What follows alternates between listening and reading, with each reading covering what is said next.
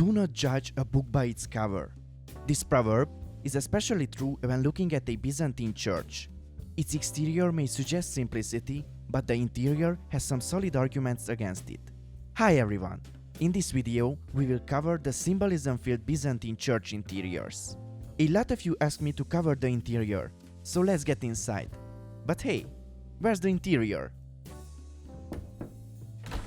Oh, here it is. As I said earlier, Byzantine architects were quite fond of symbolism. The exterior was kept simple for a reason. They wanted to symbolize the imperfect outside world. The real deal was inside, what was basically a small glimpse into heaven. As you can see, before the main attraction there is this hall. This is the Narthex. It serves as the main border between the ordinary world and the spiritual kingdom. In the old days, this was the main gathering place for those preparing for baptism.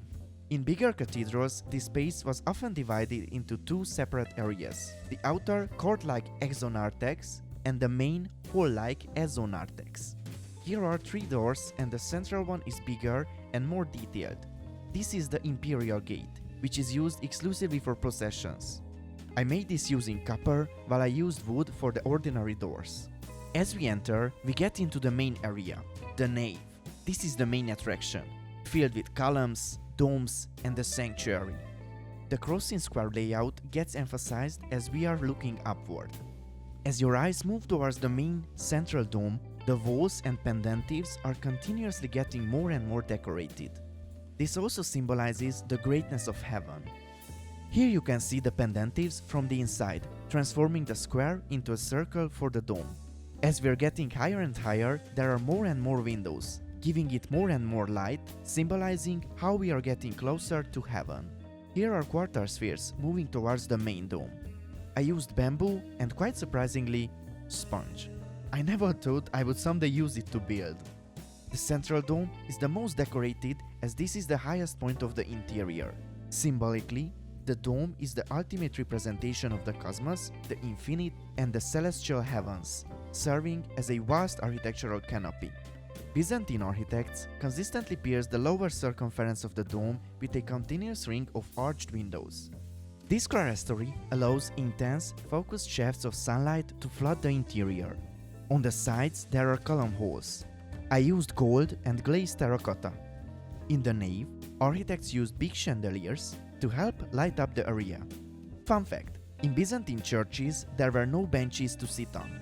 Believers stood still during the liturgy. Because of this, Byzantine naves were quite empty when not in use. In the end of the nave there is the sanctuary. This was the most sacred and restricted zone of a Byzantine church. Orientation was one of the most important parts of Byzantine church design. They were always oriented along the east-west axis. The sanctuary was always placed on the east side. The morning sun lit the sanctuary, giving it a more heavenly appearance, symbolizing the light of the resurrection. This had more symbolic implications too. People entering in the main entrance were coming from the dark into the light, to heaven, to Christ. The sanctuary is formed by the bema and the apse. The apse is the semicircular, half-domed recess that terminates the building. This is where the priests sat. I used diorite and mangrove for a rough appearance. The focal point of the sanctuary is the square altar table sitting on the square bema, representing both the life-giving tomb of Christ and the site of the Eucharistic sacrifice. The quartz helps signify its importance. So basically, this whole area is where only the clergy operates. The sanctuary had three sections: the main, which we just talked about, and the chamber to the north for the preparation of the Eucharistic bread and wine, and the other one to the south for the storage of sacred vessels and vestments. The sanctuary and the nave was separated by the Templon. This was a low, marble, parapet wall punctuated by slender, finely carved marble colonnades that supported a horizontal architrave beam across the top. Three passageways pierce the screen. A large central entrance known as the Holy Doors, used exclusively for solemn clerical processions, and two smaller, flanking doors for lesser, functional liturgical movements. The Byzantine Templon did not obscure the people's view of the altar or the Eucharistic mysteries being performed by the clergy. The openness allows slight lines, incense, and light to pass freely between the nave and the sanctuary.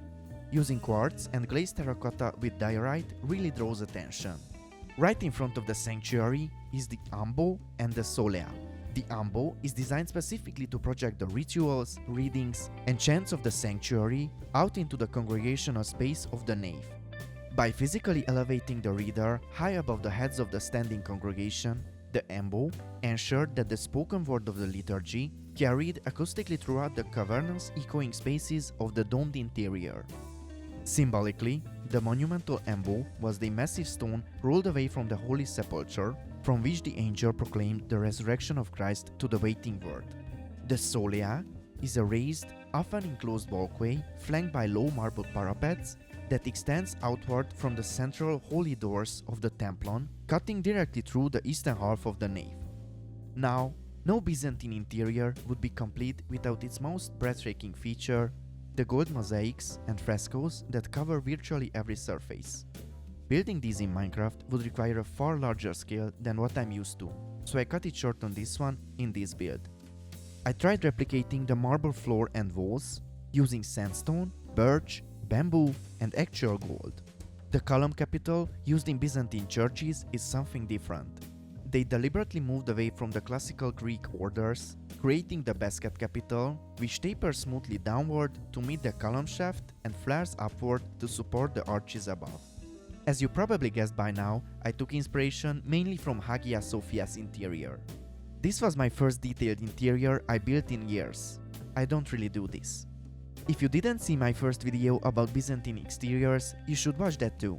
Leave a like if you enjoyed this video and write in the comments which architectural style I should cover next. And one more thing. Thank you everyone for helping me reach 1,000 subscribers. I'm honestly thankful to all of you. I didn't expect to reach this goal in this short amount of time. I'm really grateful. As you may have seen, I uploaded almost nothing in a long time. I recently got a new job and I'm doing my master's degree beside it. So I will be focusing more on quality over quantity on this channel. Thank you for understanding. Thank you again for all of you. Happy building and have a nice day. Goodbye.